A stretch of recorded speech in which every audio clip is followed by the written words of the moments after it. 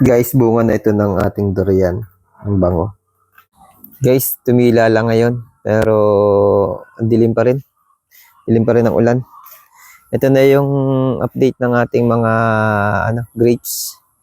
Malago na yung ating grapes. Talagang sobrang laguna.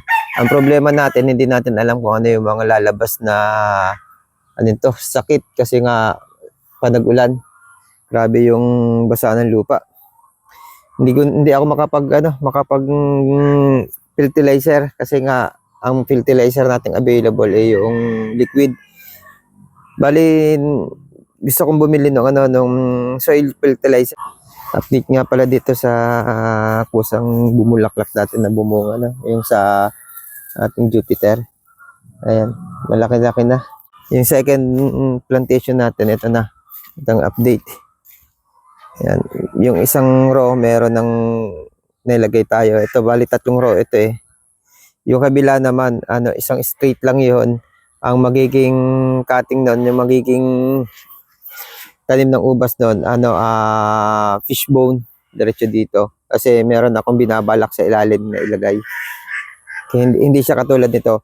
Yung ganito nun niya, isang diretso lang papaganon, pahalang. Yun, ide-diretso lang yun, papunta dito. Dugtong dito.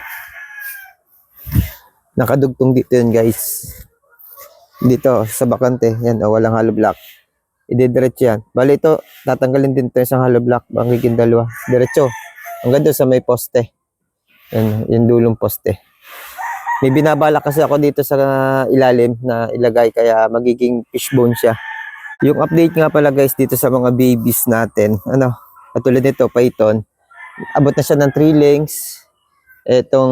May pinapaugatan din ako doon sa python ha, guys. Tapos meron pa akong isusunod diyan. Ganyan lang ang diskarte natin para makapagparami tayo ng tanim. Nagpapaugat tayo. Ito, Baikonur, guys. Abot na rin sa 3 lengths siya.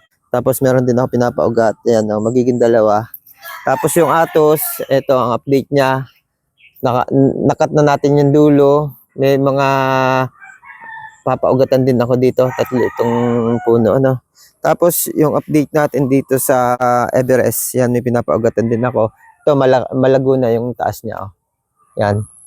Bali may 3 sanga tayong papatuloy dyan sa taas. Nagdidikit-dikit na yung mga sanga-sanga niya. Konti na lang, mapupuno na to. Pero ito naman, guys, may mga tatanim tayo dito, yan. Bawat row ay may tigagalawang itatanim tayo. Bali, 5 ito, magiging 10 puno pa yung itatanim natin dito. Guys, update dito sa mga may bunga. Talagang sinisira ng ulan.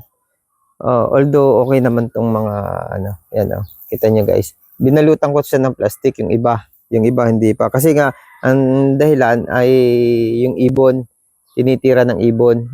Kahit na maberde pa, once na maganda na yung kulay, maging light na siya na tinitira na. Pero meron na ditong medyo na may mapula na dito, pero wala pang hinog talaga yung dark. Ang bala ko dito sa 4 na to, magiging lahat ay ganito sa ating budding na Radiant yan.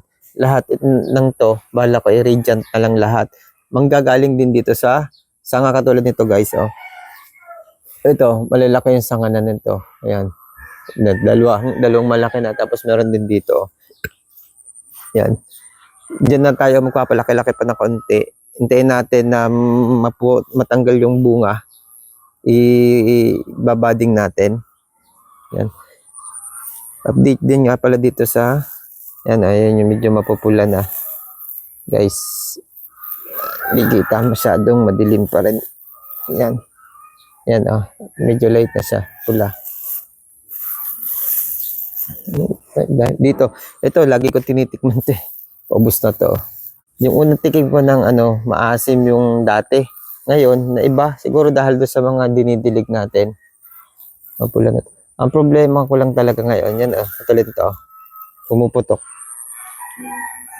Dahil sa sobrang dami ng tubig, hindi lang dahil sa sa bungan nababasa ng ulan, dahil sa sobrang dami ng naiinom ng ugat na tubig, nagkakaganito, pumuputok. Ito, pula na siya. Pag pumupula na, yung pumuputok na. Ito, at least nakapag-try tayo, makapagpabunga tayo. Nag-try tayo, nag-recutting tayo, bumunga uli.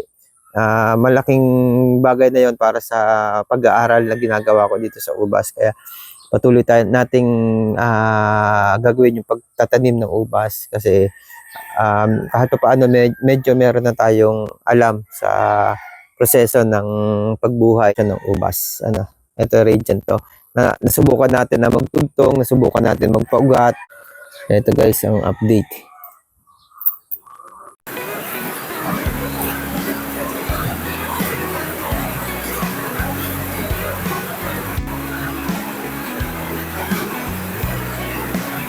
Guys, umuulan. Panahon na naman ng tag-ulan. At syempre ang kalaban ng mga mag-uubas ay punggos. Kung merong mga insekto dahil sa maulang panahon, mas matinding kalaban ang punggos. Siyempre, di tayo patatalo dyan. May mga organic din naman na pamatay o pamuksa punggos. Yun nga lang, tulad ng sinasabi ko, na hindi siya kasing bisa ng mga synthetic. Pero, tsagaan mo lang ang pag-a-apply nito, nawawala din ng mga punggos. Hindi mang maubos, pero hindi siya makapamuksa sa ating mga halaman. Isang magandang araw at maulang panahon. Arabella Grapes Garden, dito lang sa Barangay Pitong Tubig, Calapang City. Enjoy lang tayo lagi.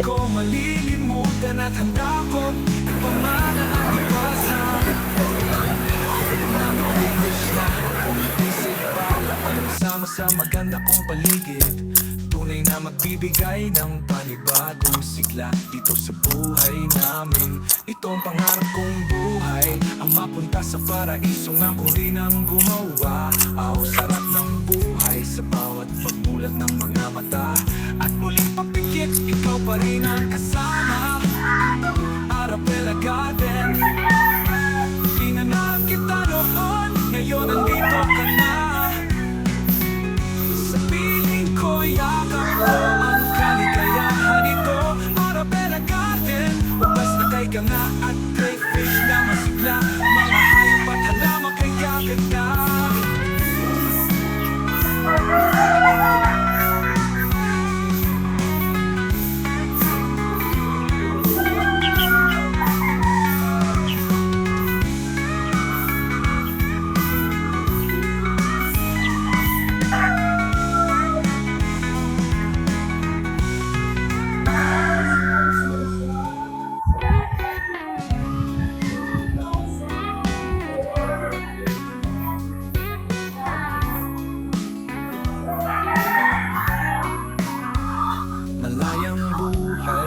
Tulad ng mga lagas na sapatis, simoy ng hangin humahampas sa dahon ng mga ubas. Tumutulong tubig dahil sa magdamag na kadiliman, ang inaasam ng lahat sa mundong ibabaw. Paraiso sa gardin, makikita mo lahat ng ito sa Arabella Garden.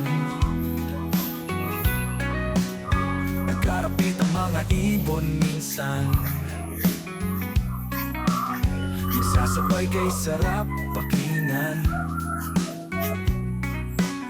Mga paru-parong nagliliparan sa mga bulaklak na kay ganda. Tumatalon mga tipaklong, nagpapaligpat sa mga dahon. Pumapagaspas na dahon ng ubas sa hampas ng hangin. Habang at bulaklak nito'y sumasayo at nagbibigay sigla sa tuwina. Ang sarap mabuhay dito sa Arabella Garden, ito hindi ko malilimutan at handa kong ipamana at ipasa. Mga crayfish na pumipisit, balak kong isama sa maganda kong paligid. Tunay na magbibigay ng panibagong sigla dito sa buhay namin. Ito ang pangarap kong buhay, ang